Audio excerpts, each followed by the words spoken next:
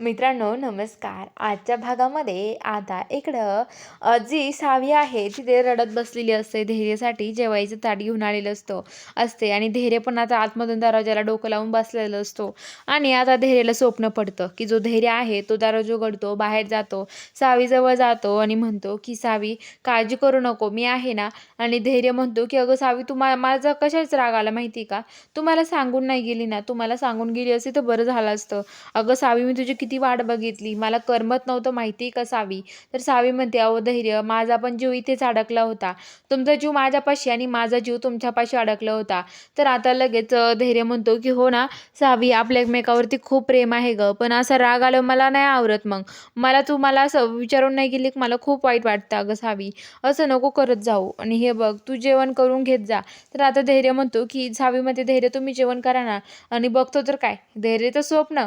आणि धैर्य बघतो तर सावी बाहेरच बसलेली असते. धैर्य सावी बाहेर खूप रडत असते. पण धैर्य तरी पण दरवाजा उघडत नाही. धैर्य आता इकडे उभा असतो आतमध्ये. आणि इकडे आता लगेच तो म्हणतो की मला बाहेर जायला हवं. आणि जो धैर्य आहे तो आता बाहेर यायला लागतो. आणि आता तो इराला बोलावून घेतो. इरा मला घ्यायला या. इरा त्याला घेते आणि बाहेर यायला लागते. आणि आता इरा त्याला बाहेर घेऊन येत असते. तेवढ्यात सावी तिथं धैर्य धैर्य करत पळते. तर आता लगेच इरा आहे तिथे थांबते. आणि थांबल्यावरती आता धैर्य म्हणतो की काय थांब. धैर्य म्हणतो की इरा का थांबलाय, चला ना पुढे. तर आता लगेच म्हणतो की नाही नाही, आम्ही पुढे नाही आम्ही जातो इथून आता. तर लगेच म्हणतो की काय, इथून कुठे जाताय तुम्ही. तर आता लगेच धैर्य म्हणतो ही जी सावी आहे ती बघत राहते. सावी बघत राहते धैर्य त्यांना. आणि धैर्याला इराला बघितल्यावर सावीला खूप वाईट वाटतं. आणि इरा पण सावीकडे मागं वळून बघत असते. आणि आता धैर्य म्हणतो इरा चला, का थांबायचे आपण यांच्या मजा बघत, चला. आणि धैर्य आणि इरा खाली येतात. दोघेजण आता हॉस्पिटलमध्ये जायला निघालेले असतात. तर इकडे आता जी सावी आहे ती रूममध्ये आवरत असते. तेवढ्यात ती मोबाईल बघायला घेते. तर इकडे आता जो अंगद आहे त्यालाच दामिनीने सगळा प्लॅन फोन करून सांगितलेला असतो. त्यामुळे जो अंगद आहे तो आता तिथे एका पाण्याची टाकी असते त्यावर चढतो. आणि तो म्हणतो की हे व्हिडिओ काढायला सुरुवात करतो, बुट्ट काढतो आणि म्हणतो की हे बघा, हा माझा शेवटचा व्हिडिओ आहे. मी ते स्वतःचा जीव देणार आहे. हे सगळं करतोय मी फक्त त्या सावी नाईकमुळे. सावी नाईकमुळे मला प्रवृत्त केलं आहे.